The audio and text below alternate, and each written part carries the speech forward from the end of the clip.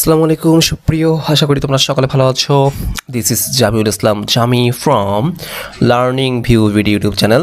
তো আজকে হচ্ছে আমরা যোগাযোগের উপাদান বিশ্লেষণ এই জায়গা থেকে পড়া শুরু করবো। তাহলে চলো আমরা শুরু করতে পারি। ওকে ওকে নিচের ছকে তোমার নিজের অভিজ্ঞতা থেকে একটি পরিস্থিতির উল্লেখ করো।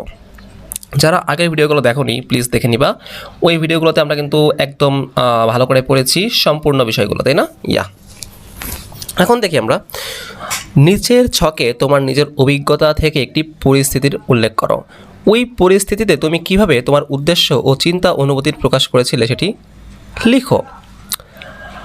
আর কিভাবে প্রকাশ করলে এই উদ্দেশ্য ও চিন্তা অনুভূতির প্রকাশ আরও ভালোভাবে হতে পারত বলে মনে করো। লেখা হয়ে গেলে সহপাঠীদের সাথে আলোচনা করো এবং তাদের মতামত নাও। আমাদের ফেসবুক গ্রুপে তোমরা যুক্ত হয়ে নেবে। ফেসবুক গ্রুপে এইগুলো অ্যান্সার দিয়ে দেওয়া হবে, লিঙ্ক ডিসক্রিপশন বক্সে দেওয়া আছে। চলো আমরা এখন একটু ধারণা নিই কী হওয়া যায়। পরিস্থিতি কী হতে পারে? পরিস্থিতি হতে পারে যে আমার জন্মদিন,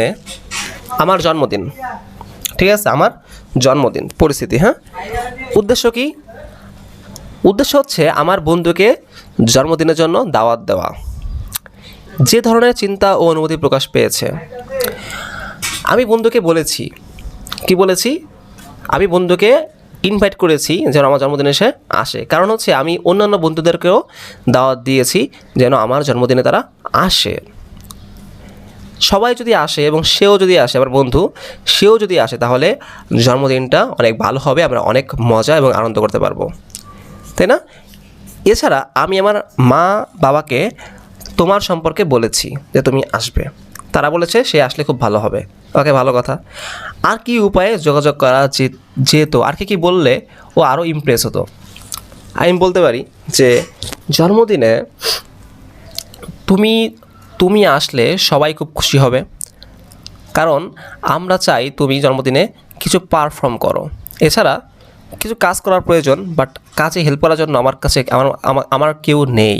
তুমি আসলে তুমি আমাকে কাজে হেল্প করতে পারবে, ঠিক আছে? এবং তুমি আমার খুব কাছের বন্ধু, তুমি না আসলে আমার জন্মদিন অপূর্ণ থেকে যাবে। সো এরকম কিছু কথা বলে কিন্তু আমরা কি তাকে বলতে পারি যে তুমি জন্মদিনে আসো। সো এইগুলা হচ্ছে আরও আমি এক্সপ্রেস করলাম, কিছু এক্সপান্ড করলাম, ওই উপায়ে আমি কী করলাম, তার সাথে যোগাযোগ করলাম। সো এইভাবে করলে কিন্তু কী হবে, সে আরও ইমপ্রেস হবে, জন্মদিনে আসার সম্ভাবনা বেড়ে যাবে। সো উদ্দেশ্য বুঝতে হবে, কী উদ্দেশ্যে যোগাযোগ করতেছি, দেন কোন ধরনের চিন্তা ও অনুভূতি প্রকাশ পাচ্ছে সেটা বুঝতে হবে, দেন কোন কোন উপায়ে যোগাযোগ করা যেতে পারে আরও বা পারতো সেটা বুঝতে হবে। ওকে, সো উপরের পরিস্থিতি নিয়ে পরিবারের বাইরের কোনো ব্যক্তির সাথে আলোচনা করো। যোগাযোগের উদ্দেশ্য পূরণে পরিস্থিতি বিবেচনায় আর কী করা যেতে পারতো সে ব্যাপারে তার মতামত নাও এবং নিচে উল্লেখ করো। তুমি যেটা মনে করলা, ঠিক আছে, যে এই পরিস্থিতিতে আমি এইভাবে বলবো, আমরা তোমার তো দেখলাম কীভাবে বলতে হয়। সো তুমি এখন তোমার পরিবারের কারোর সাথে যোগাযোগ করবা যে আর কোন কোন উপায়ে আমরা এটা বলতে পারি। যেমন জাস্ট ফর এক্সাম্পল, তুমি যাবা হচ্ছে স্টাডি ট্যুরে, তো তোমার আম্মুর কাছ থেকে তোমার পারমিশন নেওয়া লাগবে। সো এখন তোমার আম্মু তো সহজে পারমিশন দিবে না। সো তাকে কোন উপায়ে বললে সে পারমিশন দিবে সে চিন্তা করো, এটা বুঝো। তো এই নিয়ে আমাদের মতামত নিতে হবে অন্যদের থেকে। আর কী উপায় বলা যায়, মানে কত উপায় বলা যায়। দেখো, উপায় কিন্তু একটা না, আমরা তো একটা উপায় চিন্তা করি। এখানে তোমাদের যে বিষয়টা ফোকাস দেওয়া হচ্ছে তা হচ্ছে তোমরা যেন কোনো একটা সিচুয়েশনে অনেকগুলো ওয়ে বের করতে পারো নিজেরা। হ্যাঁ, যেমন একটা সিচুয়েশন তোমাদের বললো প্রশ্ন, আমরা আগে দেখছি যে প্রশ্ন কমন না পড়লে আমরা অ্যান্সার করতে পারি না, এরকম হতো। বাট এখন তোমাদের এই টপিক্সের মাধ্যমে বোঝানো হচ্ছে যে প্রশ্ন কমন না পড়লেও আমরা যেন অনেক উপায়ে সেগুলোর প্রশ্ন অ্যান্সার করতে পারি। যেমন একটা উপায় এখানে আমি মাত্র বললাম জন্মদিনের দাওয়াত দেওয়া, তো আমি অনেক উপায় তাকে দাওয়াত দিতে পারি। যে এই যে অনেক উপায় ভাবতেছি, অনেক উপায় নিয়ে আলোচনা করতেছি, চিন্তা করতেছি, এইটার থেকে আমাদের মস্তিষ্কে কী বের হবে, আমাদের মস্তিষ্ক ডেভেলপ হবে কি অনেকগুলো একসাথে অনেক বিষয় নিয়ে থিঙ্কিং করার অ্যাবিলিটি। তখন তোমার প্রশ্ন কমন না পড়লেও তুমি নিজের ব্রেইন থেকে কিছু লিখতে পারবা।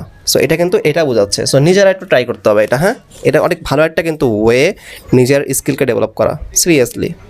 সো এবার আরও কিছু বলতে বলছে, যেগুলো আরও পরিস্থিতি উপরে যেটা ছিল, তুমি যা যা লিখছো ওই লেখার বাইরে আরও কী লেখা হতে পারে সেগুলো তুমি নিজে না পারলে তোমার সহপাঠী হতে পারে, তোমার পরিবার হতে পারে, পরিবারের বাইরে কেউ হতে পারে, তাদের সাথে যোগাযোগ করবা, আলোচনা করবা, করে দেন এখানে লিখবা।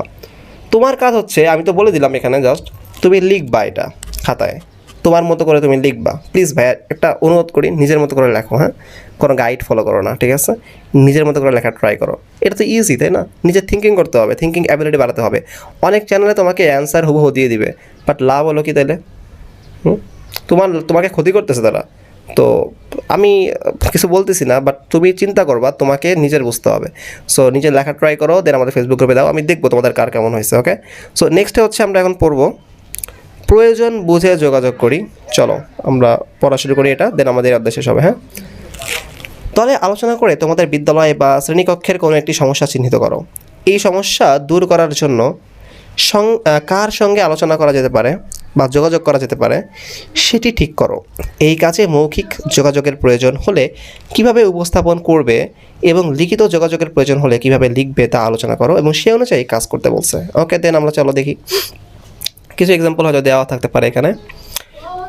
প্রয়োজন কি আমাদের, দেখো, শ্রেণীকক্ষের ভিতরে পাঠাগার স্থাপন করতে হবে, এটা আমাদের সমস্যা বা চাহিদা বা সমস্যা বা প্রয়োজন। ওকে, যার সঙ্গে যোগাযোগ করা যেতে পারে, শ্রেণী শিক্ষক, প্রধান শিক্ষক, অন্য শ্রেণীর শিক্ষার্থীদের, পরিবার সদস্যদের। পরিবার সদস্য কেন? আমি তার থেকে বুদ্ধি নিতে পারি যে আমি একটা নতুন একটা কিছু উত্থাপন করতে যাচ্ছি, কোনো মত, এটা কি ঠিক হবে কিনা স্কুলে বলা বা টিচারকে বলা, এবং আমি যদি পাঠাগার স্থাপন করি আমি কি বাসা থেকে কোনো বই নেব কিনা, হ্যাঁ, পরিবার থেকে আমি কিছু সাপোর্ট নিতে পারি। ওকে, মৌখিক যোগাযোগ মানে মুখে মুখে কথা বলবো, কার সাথে? সরাসরি কথা বলা, মোবাইল ফোনে কথা বলা, এটা হলো মৌখিক যোগাযোগ। আর লিখিত মানে কি? মানে মৌখিক মানে কি, আমি শিক্ষককে সরাসরি যে কথা বলতে পারি, স্যার আমি এরকম চাচ্ছি, এরকম চাচ্ছি, এরকম চাচ্ছি, ঠিক আছে? সরাসরি স্যারের রুমে যেয়ে আমরা স্যারের সাথে ডিসকাস করতে পারি, এটা মৌখিক যোগাযোগ। হ্যাঁ, বা মোবাইল ফোনে বলতে পারি, স্যার যদি বাইরে থাকে স্যারে বলতে পারি। লিখিত যোগাযোগ সেটা হচ্ছে কি, আবেদনপত্র দিতে পারি স্যারের কাছে, স্যার এটা প্রধান শিক্ষক বরাবর একটা আবেদনপত্র দিলাম, স্যার আমরা পাঠাগার স্থাপন করতে চাই, আবেদনপত্র। হ্যাঁ, বিজ্ঞপ্তি দিতে পারি, বিজ্ঞপ্তি দেয়ালে টানিয়ে দিতে পারি, স্কুলে যে দেয়ালিকা আছে ওইখানে, যে নতুন একটি পাঠাগার তৈরি করা হবে, তোমরা বই কালেক্ট করো বা বই দাও। হ্যাঁ, পোস্টার লাগাতে পারি আমরা স্কুলের ভিতরে, ঠিক আছে, দেয়ালিকার পাশেই আর কি। হ্যাঁ, যেন সবার কাছে সবার নোটিশ হয়, সবার চোখে পড়ে এটা। সো এই উপায়ে আমরা কিন্তু এই কাজগুলো করতে পারি। ওকে, ধাপগুলো বোঝানো হচ্ছে এখানে, যেমন পাঠাগারের ছবি দেওয়া হয়েছে। এরপর আমরা দ্বিতীয় অধ্যায় চলে আসবো। সো দ্বিতীয় অধ্যায় আজকে না, প্রথম অধ্যায় আমাদের তাহলে মোটামুটি শেষ। ওকে, সো এখন প্রথম অধ্যায়ের যাবতীয় যা পড়ছো এটা নিয়ে একটা ওভারভিউ লেখো তুমি। প্রথম অধ্যায়ে আমরা যত কিছু, আমরা তো প্রতিটা লাইন পড়ছি, ট্রাই করছি পড়ার, তাই না? সো প্রথম অধ্যায় তোমাদের যাবতীয় যত কিছু সমস্যা আছে না আছে, হয় কমেন্ট করো, নাহলে ফেসবুক গ্রুপে যেয়ে ফেসবুক গ্রুপে পোস্ট করো, আমি তো এখানে আসি, অ্যান্সার দেবো, ঠিক আছে? তো তোমরা বুঝতেছো কতটা বেসিক সহকারে পড়ানো হয়। প্রত্যেকটি ভিডিও এরকম প্রত্যেকটি সাবজেক্টের ভিডিও দেওয়া হবে। তোমরা যে কাজটা করবা তা হলো ভিডিওটা শেয়ার করবা, ফ্রেন্ডদেরকে রিকমেন্ড করো লার্নিং ভিডিও, প্লিজ প্লিজ। হ্যাঁ, সো ভিডিওগুলো জাস্ট শুনবা, ভালো করে দেখবা, তাহলে তোমার পড়া হয়ে যাবে, আর কিছু লাগবে না, কোনো কোচিং কোনো গাইড লাগবে না, তোমরা বুঝতেই পারতেছো। সো হোপফুলি তোমরা অনেক উপকৃত হয়েছো। সকলকে ধন্যবাদ। আসসালামু আলাইকুম।